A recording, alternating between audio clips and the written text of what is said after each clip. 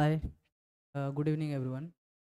तो I hope जो मैंने लास्ट लेक्चर में पढ़ाया होगा आपने ज़रूर रिवीजन किया होगा, ठीक है। क्योंकि देखो, अगर बिना रिवीजन्स के आप इस तरह से लेक्चर सिर्फ देखोगे तो उससे नहीं होगा। लेक्चर्स अटेंड कीजिए, उसके साथ साथ जो भी पढ़ाया जाए एनसीईआरटी से एक बार सेल्फ रीडिंग एटलीस्ट लगाओ, ठीक है, जिससे आपका इंटरेस्ट बढ़ेगा। क्योंकि जो अपन वीडियो में पढ़ रहे हैं वो एनसीईआरटी में आपको 100% अगर मैच होगा तो कहीं ना कहीं आपका कॉन्फिडेंस बूस्टअप होगा, ठीक है, आपको समझ में आएंगी चीज़ें।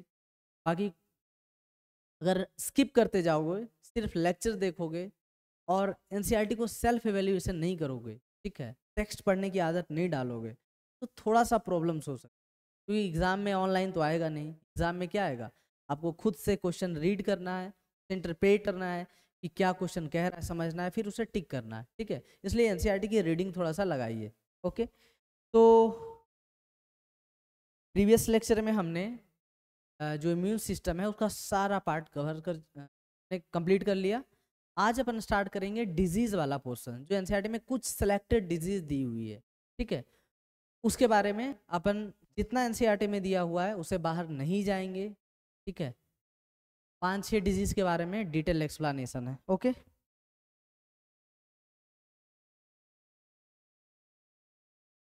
तो common disease in human, common कौन कौन से कॉमन डिजीज,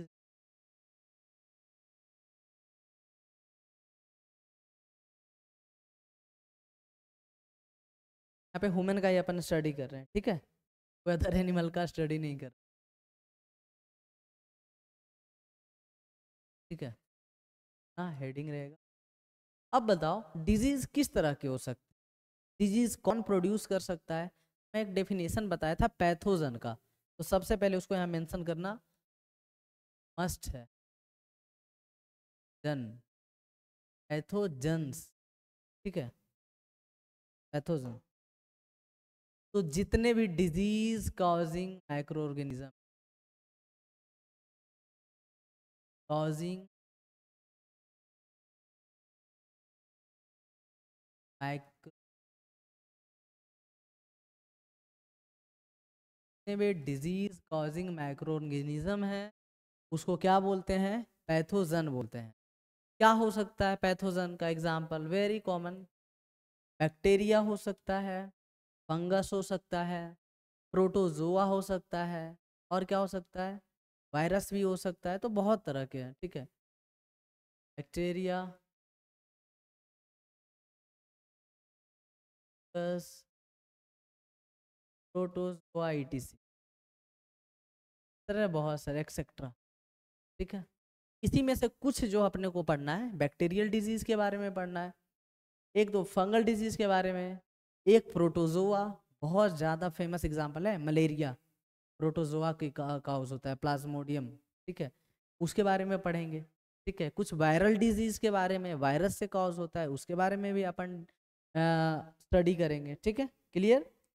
अब अपन स्टार्ट करते हैं कि सबसे पहले पैथोजन के लिए 2-3 पॉइंट, ठीक है। तो जो भी डिजीज कॉजिंग माइक्रो ऑर्गेनिज्म यानी पैथोजन है, यहाँ पे सिंपल एनसीईआरटी की 1-2 लाइन को ध्यान रखना है आपको, कि मान लो आपके बॉडी में इफेक्ट किया, आपको इन्फेक्ट किया, ठीक है, तो क्या इन्फेक्ट करने में सिर्फ आपके मॉर्फोलॉजी को चेंज करेगा या फिर फंक्शन को भी बदल सकता है, ये एनसीईआरटी का पॉइंट है।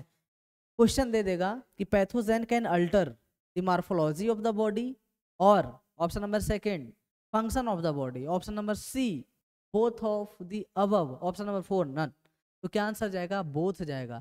सपोज दैट मेरे को कोई फंगल इन्फेक्शन हुआ, ठीक है, वो क्या करेगा एक्सटर्नल बॉडी में, जो अपन को फंगल इन्फेक्शन जनरली इन सारे रीजन में, अभी समर आ रहा है ना, तो ज़्यादा फंगल से फंगल इन्फेक्शन हो क्योंकि वो उसका क्लाइमेट है, ठीक है।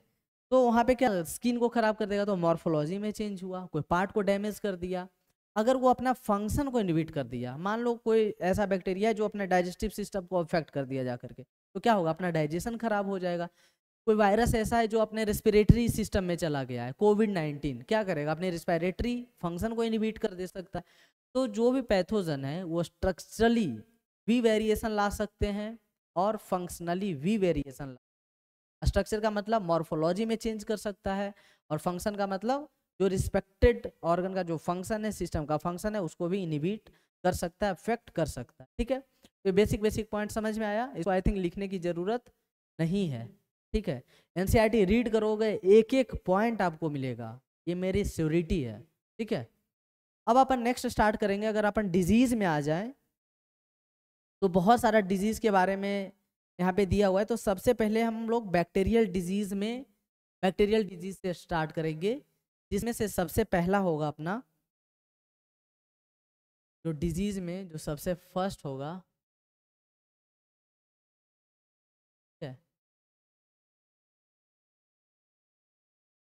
तो सबसे पहले आपको ये पता होना चाहिए ये कौन सा डिजीज है।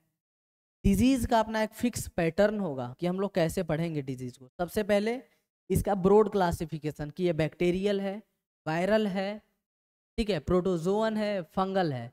तो टाइफाइड एक कैसा डिजीज है? Bacterial disease. बेसिक पॉइंट तो आपको पता होनी चाहिए ना, बैक्टीरियल डिजीज। अब यहीं पे आप मिस्टेक कर दिए, प्रोटोजोआ इसमें लगा के आगे, तो क्या होगा? आंसर रॉन्ग होगा। दूसरा जो हम लोग पढ़ेंगे, कौन सा पैथोजन है? बैक्टीरियल है तो कौन सा बैक्टीरिया इसे कॉज कर रहा है, ठीक है। नेम ऑफ पैथोजन, ठीक है, कॉज्ड बाय, कॉज्ड बाय किसके थ्रू होता है, ठीक है। तो किसके थ्रू होता है? नाम भी इजी है, टाइफी से मिलता है, साल्मोनेला टाइफी, सैल्मो,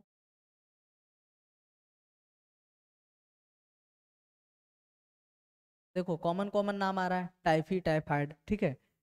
टाइफाइड ना एक तरह का फीवर है।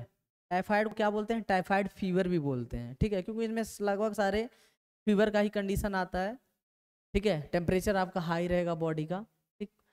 तो साल्मोनेला टाइफी। दूसरा, अफेक्टेड ऑर्गन कि कहाँ पे ये अटैक करता है।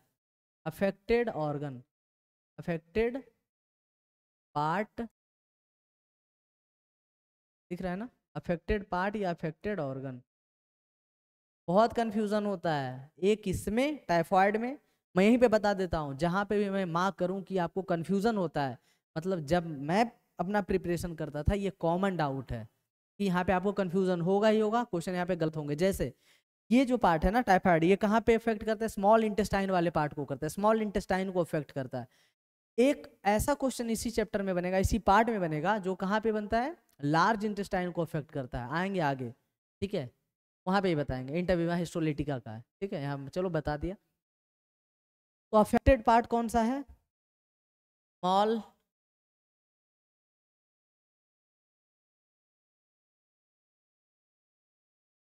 ठीक है। सिम्टम्स, क्या क्या सिम्टम्स होंगे भैया इसमें, क्या क्या लक्षण आएंगे? बिल्कुल यही पैटर्न पे आपको सारे डिजीज, पहले कौन से पैथोजन कॉज करता है? बैक्टीरियल, वायरल, तो बैक्टीरिया का नाम आपको लिखना है। अफेक्टेड पार्ट, कौन से पार्ट को ये, कौन से पार्ट को अफेक्ट करता है, कहाँ पे ये जाके इन्फेक्शन करता है, तो वो लिखना है। तीसरा, सिम्टम्स कि क्या क्या इसमें सिम्टम्स है, जैसा कि मैं पहले बता चुका हूँ, typhoid is a type of fever, ठीक है। अब इसमें आपको जाना है कि इसमें फीवर जो है ना, सस्टेन्ड फीवर रहता है, कितना? 39 to 40 डिग्री सेल्सियस, ठीक है, सस्टेन्ड फीवर। ये आया हुआ डेटा है 39 टू, मैं एक आपको छोटा सा पॉइंट बताता हूँ।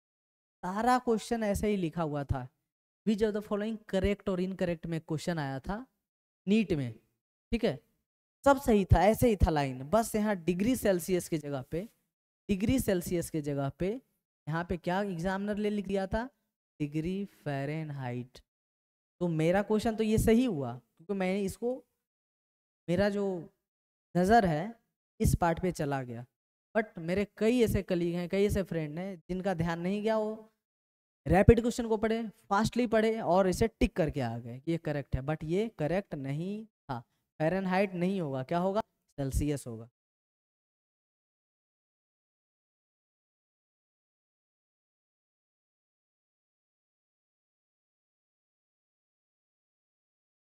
क्या होगा? डिग्री, ठीक है, पहला। अब इसमें क्या क्या लक्षण आएंगे, एनसीईआरटी में 5-6 लक्षण दिए हुए हैं, एक बार आप थोरो रीडिंग इसको दे लेना।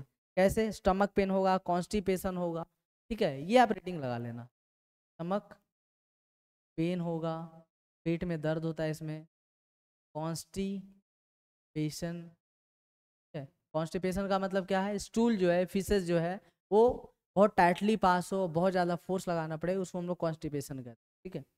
अब इसके बाद लॉस ऑफ एपेटाइट हो जाएगा, ठीक है, लॉस ऑफ एपेटाइट हो जाएगा, भूख वगैरह जो है बहुत, लॉस ऑफ, ये सब कुछ कॉमन कॉमन इसके क्या हुए, सिम्टम्स हुए। तो कैसे कैसे पढ़ना है, नाम, पैथोजन का नाम, कहाँ पे वो अटैक कर रहा है, कौन सा साइट को इन्फेक्ट कर रहा है, ठीक।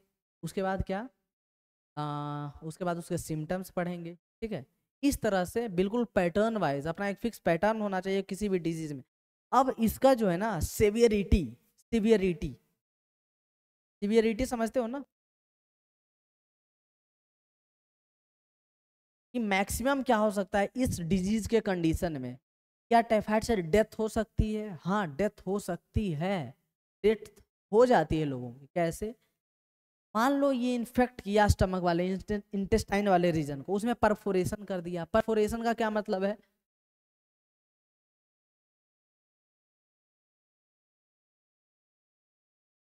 ये इंसान मैं बना रहा हूँ, ठीक है, और मत समझना आप इसे, इंसान ही है।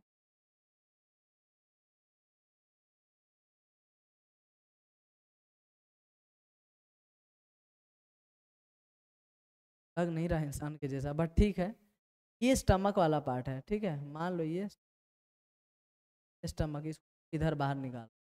स्टमक के बाद क्या आएगा, इंटेस्टाइन, इंटेस्टाइन ऐसे होता है ना,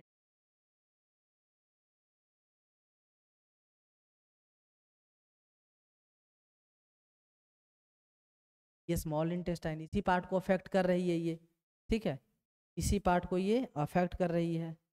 तो मान लो ये इंटेस्टाइन है, इसमें बैक्टीरिया, ठीक है, परफोरेशन का मतलब यहाँ पे छेद हो गया, यहाँ पे क्या हो गया, छेद हो गया।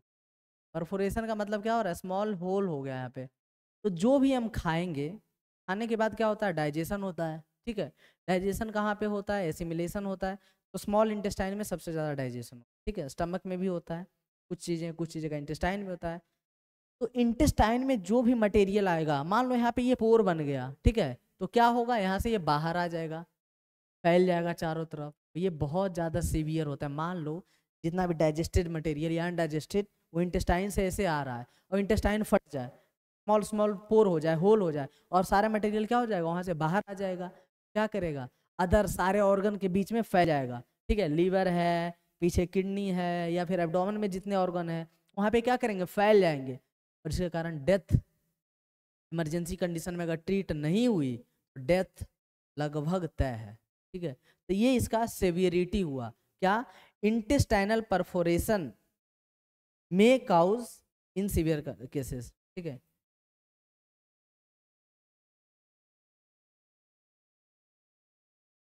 इंटेस्टाइनल परफोरेशन से क्या समझना है,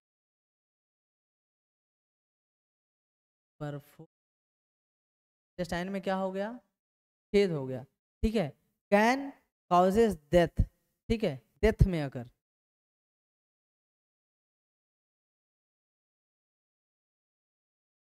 ईयर केस में डेथ भी हो सकता है, इंसान मर भी सकता है। ये पॉइंट क्लियर है।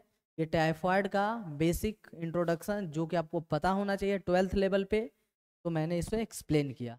अब इसके बाद इसका क्या पार्ट अपन पढ़ेंगे, इसके बाद जो है टेस्ट, कि मान लो अपने बॉडी में टाइफाइड का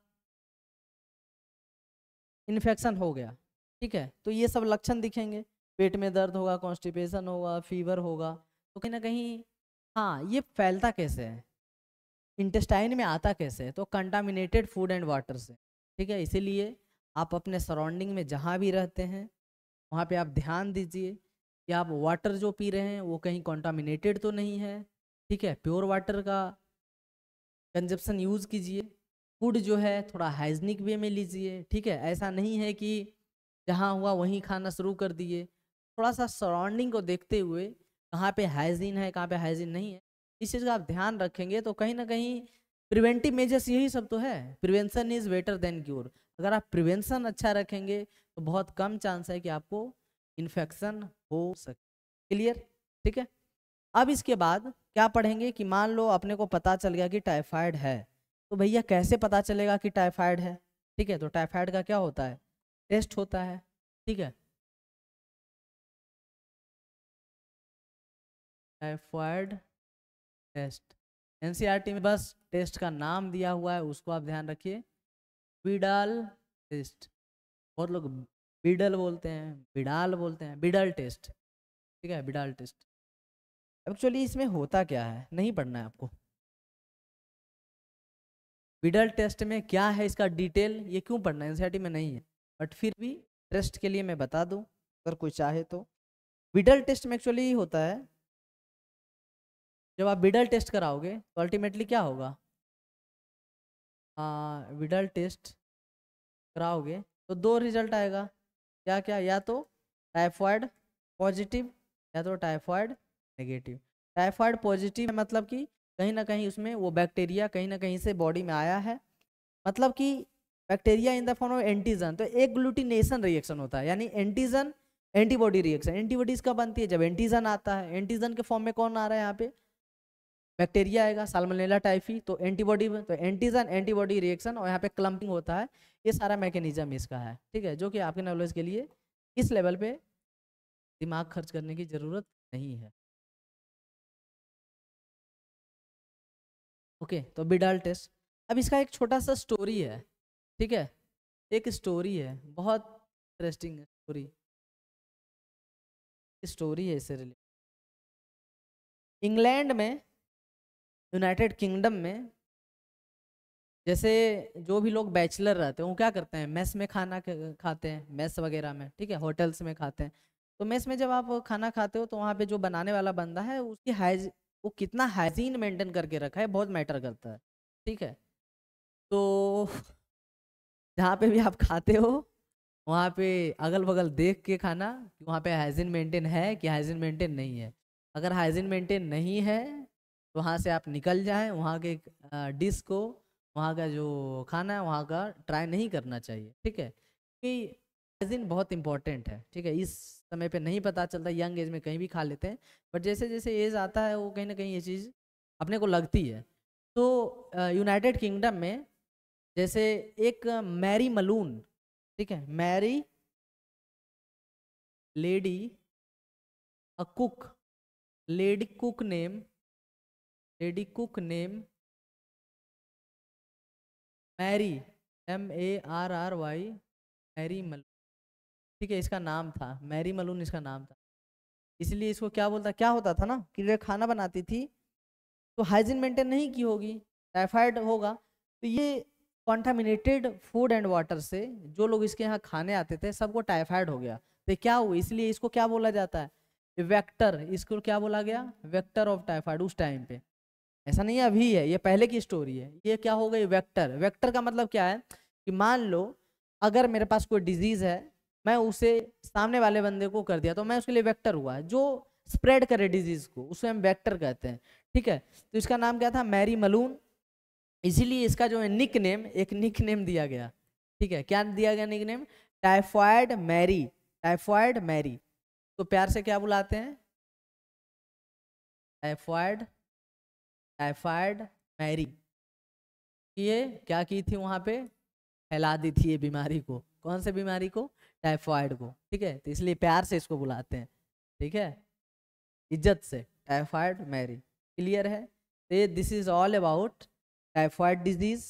ठीक है, जिसके बारे में आप इतनी बातें ध्यान रखेंगे। अब आगे जो भी डिजीज पढ़ेंगे उसका बेसिक आपको इतना पता होना चाहिए, जो जो पॉइंट हमने लिखे। ठीक है, चलते हैं नेक्स्ट। दूसरा जो डिजीज है वो भी बैक्टीरियल डिजीज ही है। कौन सा, न्यूमोनिया। कौन सा डिजीज है, बच्चों में बहुत ज़्यादा कॉमन है न्यूमोनिया। ऐसे तो सभी यंग, सभी एजेस में होता है, बट बच्चों में बहुत ज़्यादा फेमस है। ठीक है, कॉमन है। तो सेकेंड डिजीज इज न्यूमोनिया। इसका स्पेलिंग कहाँ से स्टार्ट होता है? पी से। पी न्यूमोनिया नहीं, पी साइलेंट।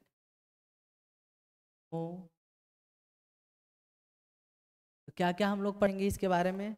अब आपको ये डिजीज जैसे मैं नाम बोलूँ ना, आपको जो फीचर्स है, जो पॉइंट है, वो आपको दिमाग में क्लिक होना चाहिए कि हाँ पहले ये, पहले ये, पहले ये, पहले। न्यूमोनिया कैसा डिजीज है? इज लिख देता हूँ, डिजीज, बैक्टीरियल डिजीज। कोई डाउट होना भी नहीं चाहिए, बैक्टीरियल डिजीज ही है।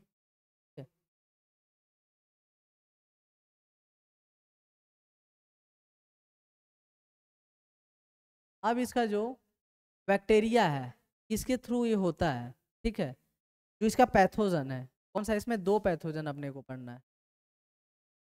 काउज्ड बाय,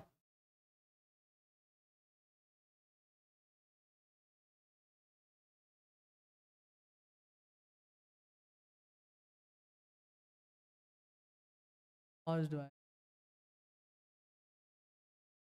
ऑप्शन में आपको दोनों ध्यान रखना है, ठीक है। एक्चुअली एनसीईआरटी यहाँ पे डिटेल नहीं की, जो बच्चों में होता है वो अलग होता है, ठीक है, हेमोफिलस इन्फ्लुएंजा, और एक और होता है उसमें अलग, एडल्ट में अलग होता है। तो स्पेसिफाई नहीं की, तो बस आपको दोनों का दोनों ध्यान रखना है। क्या क्या नाम है? एक है स्ट्रेप्टोकोकस निमोनी, इसी के नेम के बेसिस पे स्ट्रेप्टोकोकस निमोनी, स्ट्रेप्टोकोकस निमोनी। दूसरा कौन सा है? Haemophilus influenza.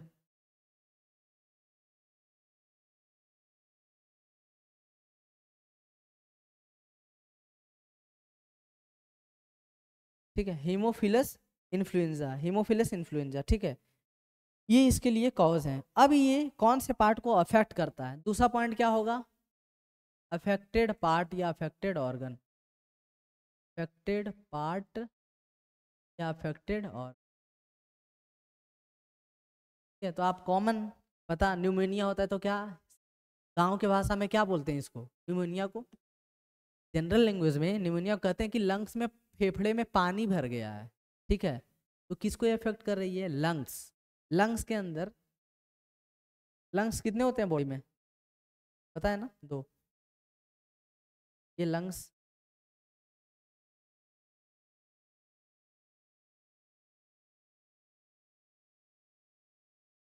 लंग्स के बीच में होता है हार्ट, ठीक है, ये लंग्स है। लंग्स के बीच में ये ट्रैकिया आ रही है, प्राइमरी सेकेंडरी टर्सरी ब्रोंक्यूल, ये सब कहाँ पे फिर पढ़ना है? ये पढ़ना है, ये सब क्या है? ये क्या है? एल्वियोलाई है। क्या है? एल्वियोलाई, एल्वियोलाई, ठीक है। यहाँ पे क्या होता है? गैसेस एक्सचेंज होता है, ठीक।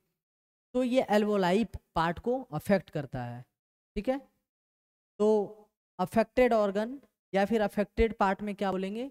Alveoli of lungs,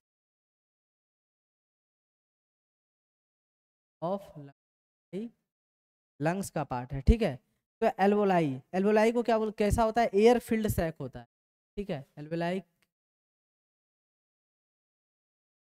field sac होता है, ठीक है, एयर फील्ड सैक होता है। इसे मैं मिटा देता हूँ, ठीक है।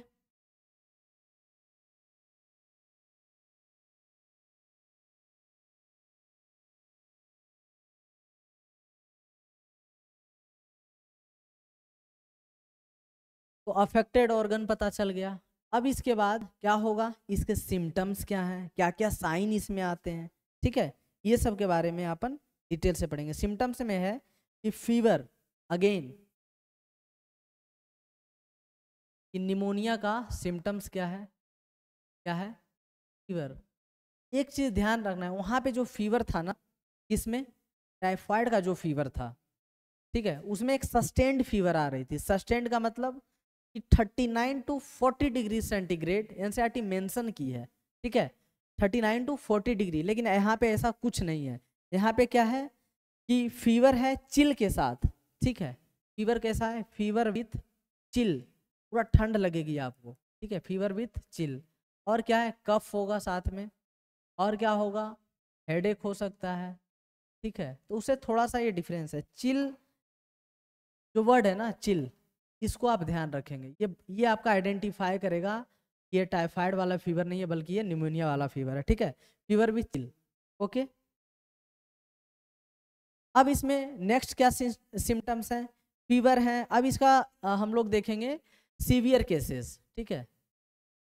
सीवियर केसेस में क्या हो सकता है, तो आप बहुत लोग के देखते होंगे जब वो बीमार पड़ते हैं तो उनका जो लिप्स है ना, लिप्स ये कैसा होता है, ग्रेइश हो जाता है, ब्लूइश हो जाता है। इसको देख करके आप बता सकते हो कौन सा डिजीज है, निमोनिया हो सकता है, ठीक है। बहुत ज़्यादा चांसेस है कि निमोनिया होगा, ठीक है। सीवियर केसेस में क्या होगा, लिप्स फिंगर नेल्स में turn grey to blue. Lips क्या क्या, सीवियर केसेस में क्या होगा, लिप्स, लिप्स और फिंगर नेल्स, फिंगर नेल्स कैसा होगा, turn grey to blue, grey to blue, ये इसका पहचानने का नियम है। ये लाइन जैसे आए आंसर में टिक करोगे आप, न्यूमोनिया है, ठीक है। कैसा हो जाएगा, grey to bluish in colour हो जाएगा, ओके। यहाँ तक सिंबल है। कैसे ये फैल सकता है, मान लो आपने, ये मैं पेन है, ठीक है, इस पे मेरा ड्रॉपलेट्स, मैं बोल रहा हूँ, इसका जो ड्रॉपलेट्स यहाँ पे है, आप इस पेन से लिखना स्टार्ट किए, ये आपके अंदर गया, आपके अंदर किसी ना किसी वे में ड्रॉपलेट्स के फॉर्म में आपके थ्रू रेस्पिरेटरी या फिर किसी अदर फॉर्म में चला जाए तो हो सकता है, ठीक है।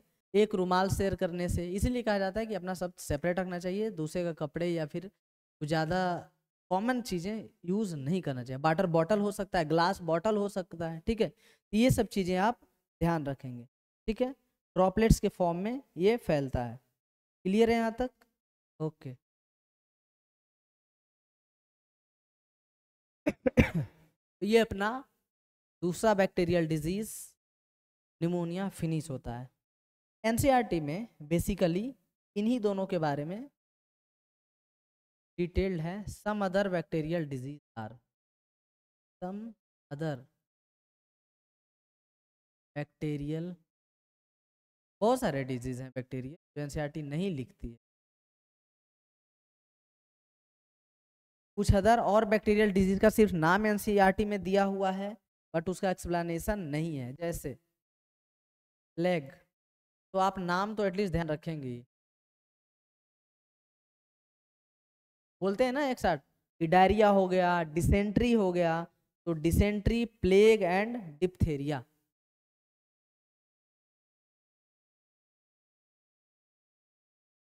ये 3 एग्जाम्पल एनसीईआरटी में, एक्सेट्रा बहुत सारे और हैं, ठीक है। तो 3 आप ध्यान रखेंगे कि ये भी एनसीईआरटी में दिया हुआ है, बट इसका यहाँ तक कि अब इसका पैथोजन भी नहीं पूछता आउट ऑफ एनसीईआरटी चीज। तो आप इतना ध्यान रखेंगे कि plague, dysentery, diphtheria and many more, 2 का डिटेल था उसको हमने यहाँ पे कंप्लीट किया, क्लियर है, ओके। अब अपना तो नेक्स्ट डिजीज है, एक्चुअल में कुछ वायरल डिजीज के बारे में है, जल्दी से उसको देख लेते हैं, ठीक है। ये बैक्टीरियल अपना कंप्लीट हुआ। तीसरा डिजीज जो अपना दिया हुआ है वो क्या, आई थिंक कॉमन कोल्ड होगा, है ना, कॉमन कोल्ड, ठीक है। कॉमन काम, जिसको हम लोग कॉमन भाषा में क्या बोलते हैं, सर्दी जुकाम हो गया है, ठीक है, सर्दी जुकाम। तो सबसे पहला पॉइंट, ये कौन सा डिजीज हो जाएगा, common cold, viral disease, viral disease, bacterial मत लिख देना इसमें, ठीक है, वायरल डिजीज। अब उसी तरह से बिल्कुल ये पॉइंट आपको रट जाना चाहिए कि डिजीज पढ़ते समय क्या क्या पॉइंट ध्यान रखना, पॉइंट ध्यान रखो, आंसर आपको मैच मिल जाएगा। काउज्ड बाय या कॉज्ड बाय, जो बोलो, कॉज्ड बाय, वायरस है तो कोई वायरस होगा, राइनो वायरस, ठीक है। एक चीज आप ध्यान रखना, बायो में एक चीज इंपॉर्टेंट है कि आप टर्मिनोलॉजी कितना ग्रैप्स करते हो। बहुत सारी चीजें, बहुत सारा आंसर आपको टर्मिनोलॉजी से मिल जाएगा। अगर आपको टर्म अच्छे से पता है इसका मतलब ये होता है, तो कुछ जगह पे आपको बेनिफिट हो सकता है। टर्मिनोलॉजी को थोड़ा आप ध्यान से समझेंगे, ठीक है। तो caused by rhino virus, rhino means जानते हो, राइनो जहाँ पे भी आ जाए ना, बायो में राइनोसेरस भी होता है, अलग चीज है। तो rhino means nose, rhinoplasty, nose, ठीक है, उसका सर्जरी को, तो राइनो वायरस के थ्रू काउज होता है, ठीक है। हाँ, अफेक्टेड पार्ट बहुत इंपॉर्टेंट एक क्वेश्चन इसमें। अफेक्टेड पार्ट कौन से पार्ट को अफेक्ट करता है? एनसीईआरटी जो है ना इस चीज को मतलब खुद से हाईलाइट किया, जनरली इन सब चीजों को हाईलाइट नहीं किया जाता है। ये आपका पार्ट है कि क्या है ये बता देंगे आंसर, क्या नहीं है मतलब जो एनसीईआरटी में दिया है वो सही है, और जो चीजें नहीं मेंशन किया है और वो गलत है मतलब गलत है।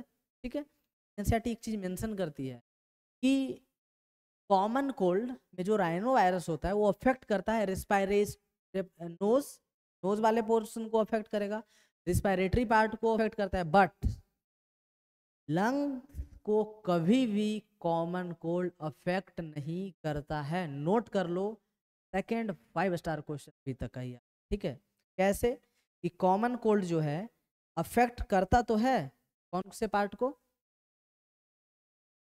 अफेक्ट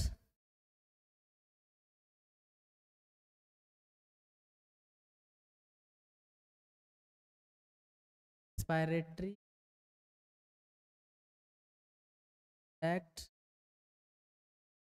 बट दूसरा पेन से लिख, बट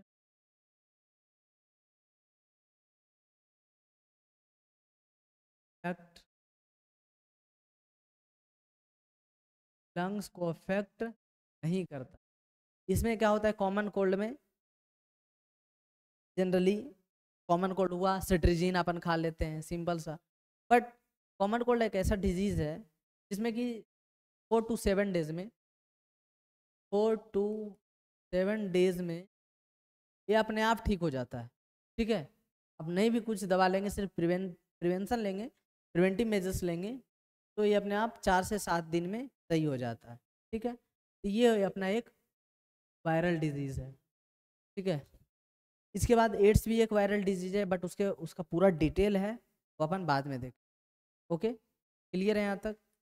अब इसके बाद अपना जो नेक्स्ट टॉपिक है होगा वो क्या होगा, वायरस हो गया प्रोटोजोआ, यानी कि प्रोटोजोआ से कौन सा डिजीज होता है। तो बहुत ज़्यादा फेमस एग्जाम्पल मलेरिया इसका है। ठीक है, मलेरिया किससे होती है, प्रोटोजोआ से होता है। ठीक है, प्रोटोजोआ प्रोटोजोअल डिजीज है ये। ठीक है, प्रोटोजोअल डिजीज है, पूरा इसका लाइफ साइकिल है 3 तरह के किससे होता है प्रोटोजोअल जी, प्लाज्मोडियम से होता है। बस ऐसे बेसिक मैं बता दे रहा हूँ, बाकी से इसको हम लोग करेंगे नेक्स्ट लेक्चर में। ठीक है, प्लाज्मोडियम के थ्रू होता है, 3 तरह के प्लाज्मोडियम होते हैं। ठीक है, तो इसका डिटेल्ड एक्सप्लेनेशन, इसका लाइफ साइकिल, 2 होस्ट होते हैं, प्राइमरी होस्ट सेकेंडरी होस्ट, 3 तरह के प्लाज्मोडियम होते हैं। ठीक है, और एनसीईआरटी का जो डायग्राम है तो कंप्लीट कराते हुए अपन इसे नेक्स्ट लेक्चर में देखेंगे। दैट्स ऑल फॉर टुडे, बाकी अपन नेक्स्ट लेक्चर में मिलते हैं। Okay, thank you.